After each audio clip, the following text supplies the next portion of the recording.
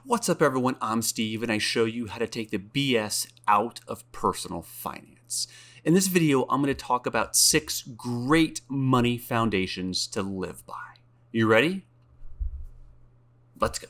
Let's dive right in. Number 1, keep an emergency fund. If you don't know what an emergency fund is, I talk about that more in this video here. If you follow me on Twitter, you know I harp on emergency funds like crazy. In fact, you probably get annoyed by it, but they're so important. Emergency funds help us pay for those unexpected expenses, like our roof springs a leak, we need a car repair, or maybe we even lose a job. The amount of money that we have in short-term savings is going to help shore up our expenses so we don't lose our shirts when something like that happens, and then we don't have to go into debt to fund those things. So the bigger your emergency fund in general, the better. Now, there is some nuance to that, but I like to encourage people to aim for 6 months of living expenses in a separate savings account.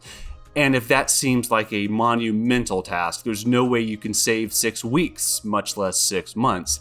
The idea is to just start saving something. If it's 6 days, that's a good first goal. Just start somewhere and slowly build. You don't need 6 months of emergency funds next week or next month or even next year. But the key is to start. Get that rainy day fund going now. Number 2, save about 20% in long-term investments. Long-term investments include 401ks and Roth IRAs and almost anything in the stock market like index funds and mutual funds. Those should be considered long-term investments. And just like with emergency funds, if you can't save 20%, again, that's okay. The key is to start and continue building yourself up, building your way up to that point where you can start investing more and more of your money. So if you just start with 1% of your income, that's fine. There's nothing wrong with that. We all start somewhere. But the key is to invest as early in your life as possible, and through the power of compound interest, that money was going to grow over time in the market, and you will stand to make way more money than if that money was just saved in a savings account or a checking account, or even worse, if you spend that money instead of invest it.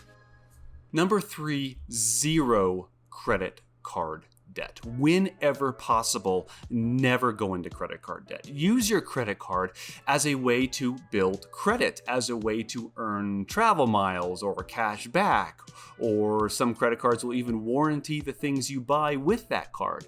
But never use your credit card to buy something that you don't have the money for. That is a great way to get into credit card debt. And credit card debt is high interest, and then we fall into this debt cycle where it's really hard to get out of. More about debt relief in this video here. The key is to use your credit card more as a convenience. And like I said before, to earn those miles and cash back and some of those other perks, as long as you don't overspend just to earn those perks. That's a one-way street to nowhere. Number 4, drive cars until they die. And when I say that, I don't mean that literally, like you don't want to be stranded on the road, or if an old car just has maintenance problems all the time and it's super expensive, you don't have to keep that car around if you're going to spend more money to maintain that car than to get another one. That's not what I'm saying. What I'm saying is keep your car as long as you can instead of preemptively upgrading like you might upgrade your cell phone every year, which you probably don't have to do. Same thing with your car. Drive your car until it's no longer worth it, then upgrade. But the longer we drive our car, the more value that we're going to get out of our car, and that is especially true with the depreciation of cars, especially if you buy a new one, where cars lose about 10% of their value the second you drive it off the line. But we can help to increase the value we get out of our car by driving that car as long as we possibly can. So keep it as long as you can, keep it as long as it makes sense, and then upgrade at that point.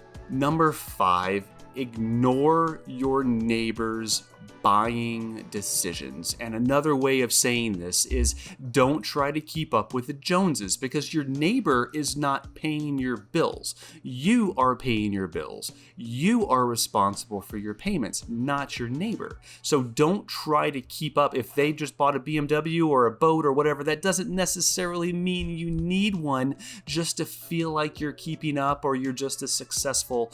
That's not going to build wealth for you. Keeping up with somebody else is not going to improve your financial situation. So keep focused on you and your family and what's best for you, not what's best for your neighbor. And number six, walk more.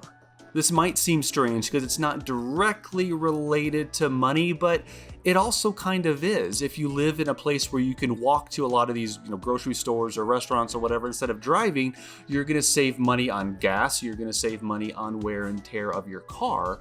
But even if you don't live in one of those areas, if you walk more, you will generally improve your health, which reduces the chances of a health problem in the future. Of course, there's no guarantees. There's no guarantees whatsoever in life about basically anything.